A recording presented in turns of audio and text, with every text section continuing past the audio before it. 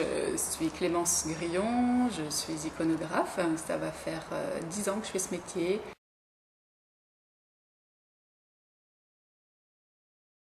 Moi, je travaille pour l'édition scolaire, pour le groupe CGR. J'ai un statut particulier que j'évoquerai plus tard. Et je suis amenée à chercher, en tant qu'iconographe, non pas à dessiner des icônes, comme parfois certains peuvent le croire, mais à chercher des images qui viendront illustrer un texte. Et donc mon travail, c'est de lire ce texte, qui m'est fourni par un responsable éditorial, de valider un choix d'image avec cette personne, et cette image je place ensuite dans les mains d'un maquettiste, qui ensuite passe dans les mains d'un fabricant, d'un fabricant, et je suis amenée à assurer sur cette chaîne-là une qualité en termes du choix de l'image. Ça c'est une chose, et c'est pas moi qui choisis bien souvent les images, c'est la personne qui me mandate pour trouver une image, mais ensuite le maquettiste peut me faire part de contraintes liées à l'usage de cette image pour des questions de dimension de l'image. Ça peut être aussi le fabricant qui m'alerte parce que, surtout aujourd'hui qu'on utilise de l'image numérique, il a fallu un peu réajuster les données et être bien vigilant sur les qualités d'image. Donc après, c'est un peu difficile de généraliser puisque à chaque recherche, sa difficulté propre ou sa facilité propre. On peut très bien être amené à chercher la Joconde parce qu'on va faire plancher les élèves sur une analyse d'image d'une grande œuvre. Ça peut être la Joconde, mais ça peut être, pour un livre d'histoire géo, trouver tel port au Japon où on verrait les couchers de soleil et des ponts transbordeurs et des containers contenant tel ingrédient ou matériau. Il peut y avoir de multiples contraintes. Donc on est amené à chercher tous azimuts, beaucoup dans des bases de données d'agences photographiques qu'on trouve en ligne maintenant. Et sinon, ça peut être des recherches plus floues sur Internet, mais c'est plus compliqué puisqu'il faut s'assurer qu'on aura l'autorisation de l'auteur de la photographie. Ça, c'est un élément clé qui est souvent oublié, y compris par des membres du milieu éditorial. Donc nous, on doit être garant qu'on a la liberté d'utiliser cette image contre rémunération ou par rémunération, mais qu'il y ait un accord de l'auteur. Et il faut aussi que cette image soit exploitable en termes de qualité, de résolution, ce qui n'est pas toujours le cas par rapport à ce qu'on voit sur Internet. Donc on cherche essentiellement en agence photographique. Il y a encore une dizaine d'années, on se déplaçait, on allait dans des agences, c'était très sympa. On avait un œil, une sorte de loupe pour aller regarder de près les hectachromes, les diapositives, des tirages noir et blanc. Et puis on était au contact du personnel de l'agence qui pouvait nous dire tiens, j'ai rentré tel reportage sur telle chose. Et voilà, c'était aussi un enrichissement.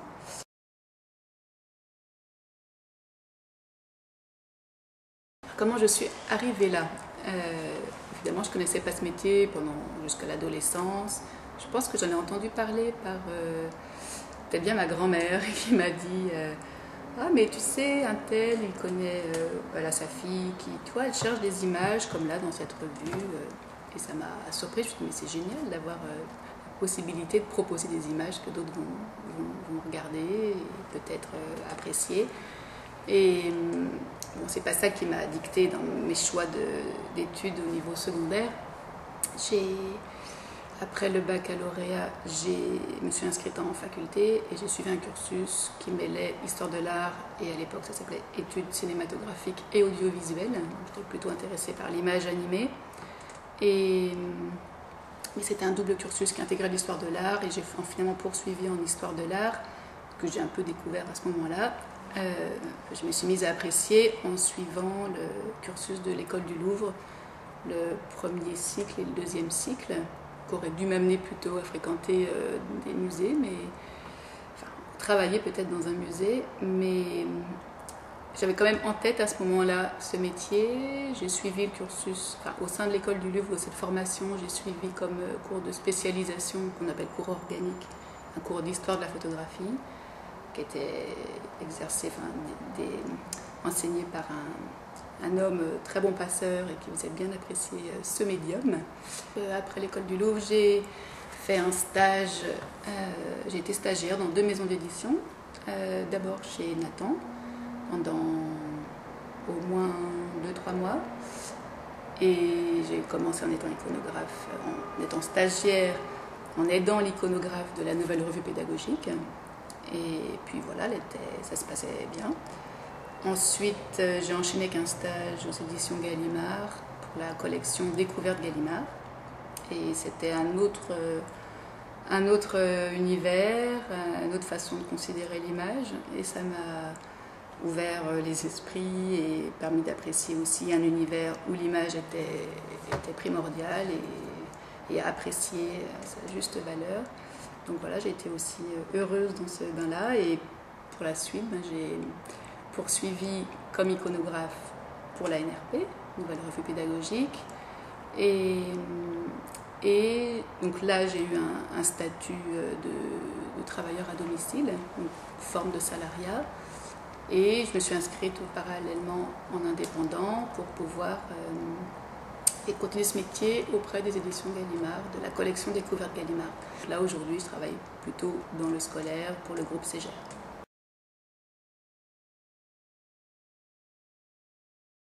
Ce milieu des iconographes qui est quand même beaucoup féminin, en tout cas dans l'édition, dans la presse, il y a sûrement un petit peu plus d'hommes. Donc c'est un milieu beaucoup de femmes. Elles sont toutes très chouettes. Ce milieu est exercé beaucoup par des gens qui sont en indépendant, donc des freelances. Dans l'édition, on trouve encore quelques salariés, mais il y en a vraiment très peu et c'est pas sûr que quand elles partent en retraite, leur contrat soit renouvelé. En revanche, dans la presse, il y a sûrement plus de salariats. Donc, dans l'édition, il y a beaucoup de freelance, donc un indépendant, comme un avocat, un médecin, on cotise auprès d'une caisse de retraite pour sa sécu. Donc là, ça a un coût, donc on doit en tenir compte dans la rémunération qu'on estime devoir percevoir pour pouvoir vivre. Et sinon, il y a aussi un statut qui existe dans l'édition qui est celui de travailleur à domicile. Donc on a un statut de salarié puisqu'on a une feuille de paye, mais on est payé au travail fourni. C'est bien que si on n'a pas de travail, on a un statut, voilà, il faut se débrouiller autrement. Donc voilà, c'est un métier qui n'est pas toujours facile à exercer quand on vit seul dans une ville où la vie coûte cher. Faut en tenir compte un petit peu, ou en tout cas peut-être cibler des secteurs peut-être plus lucratifs de la recherche d'images, peut-être l'image filmée ou travailler plus pour des sites internet ou pour des demandeurs qui soient un peu aisés sur ce plan-là.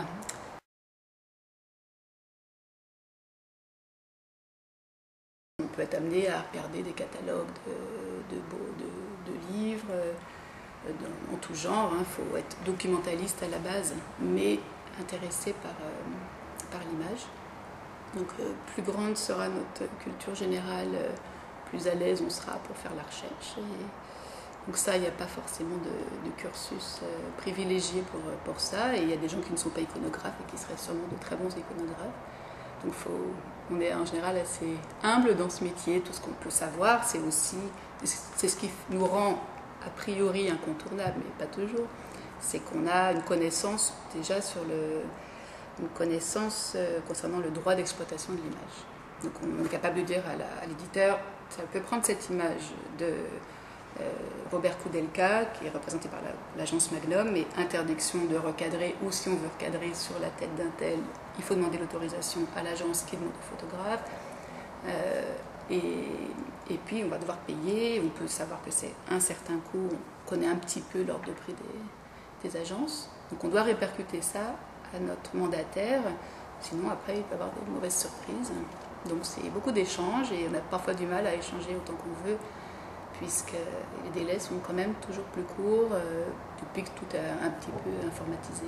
On a aussi gagné du temps, mais nous autres iconographes, il y a un laps de temps à ne pas oublier qui est une fois que la sélection a été faite, il faut obtenir l'image dans sa résolution qui sera celle exploitable. Généralement, les personnes qui exercent ce métier sont des personnes qui sont curieuses de nature et même si elles ne connaissent pas ce qu'on leur demande, elles vont ouvrir un dictionnaire ou aller voir sur Internet ou en tout cas avoir envie d'en savoir un petit peu plus et élargir leurs connaissances. Donc ça reste souvent sommaire, mais ça permet quand même d'ouvrir ses horizons, pas seulement en termes d'image, mais de culture générale.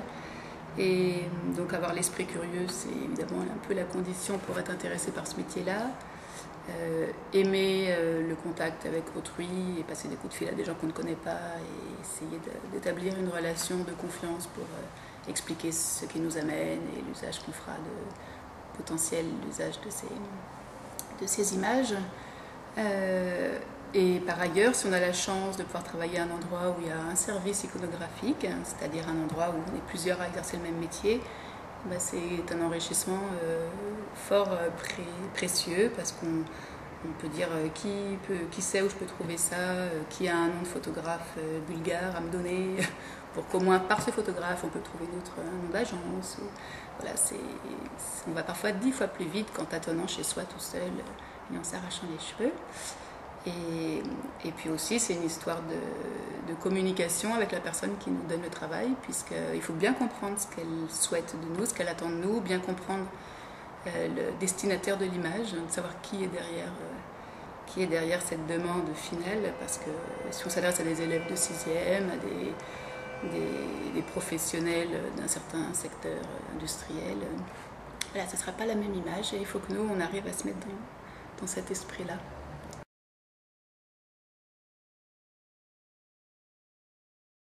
Alors, quel métier aujourd'hui et pour demain?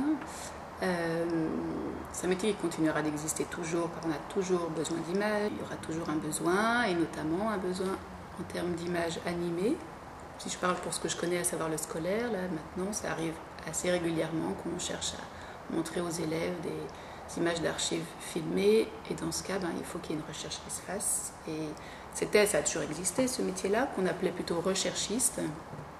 Et c'était, voilà, d'autres personnes, on se côtoyait parfois en agence parce qu'elles pouvaient, parfois ces personnes qui exerçaient cette recherche-là, ce métier-là, être amenées à chercher de l'image fixe. Et ce métier, on est amené, nous, iconographes plus traditionnels, à s'y coller, et c'est les mêmes contraintes que pour l'image fixe, sauf il y a des contraintes en termes de coût, de format, parce que ce n'est pas le même format que les formats d'image. Le coût, il peut être prohibitif et que c'est toute une logique nouvelle pour les personnes de l'édition. Et puis un aspect de droit qui n'est pas toujours simple à négocier, et ça c'est un peu plus ardu, je pense, que pour l'image fixe, mais c'est un vaste domaine. Il y a des grands centres d'archives, d'images animées, d'images filmées qui sont à explorer, et il y a souvent des belles trouvailles à faire, mais ça peut être aussi de l'image amateur toute récente et qu'il faut réussir à pouvoir diffuser en retrouvant l'amateur, en lui demandant l'autorisation, en négociant quelque chose. Et voilà, c'est un peu l'aventure du métier, c'est qu'on est amené à parler avec des gens et c'est un enrichissement la plupart du temps, c'est des soucis, mais beaucoup un enrichissement personnel et professionnel. J'ai parlé de l'édition parce que c'est le bain dans lequel je suis, mais évidemment, on peut être amené à faire des recherches de ce style pour des sites internet d'entreprises, de sociétés privées ou publiques,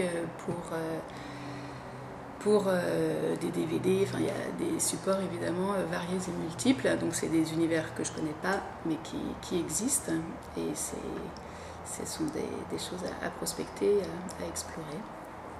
Je suis peut-être en train d'oublier des choses, probablement. Oui, il y a aussi la télévision qui est gourmande d'images d'archives, fixes et pas fixes. Qu'est-ce que je peux oublier d'autre?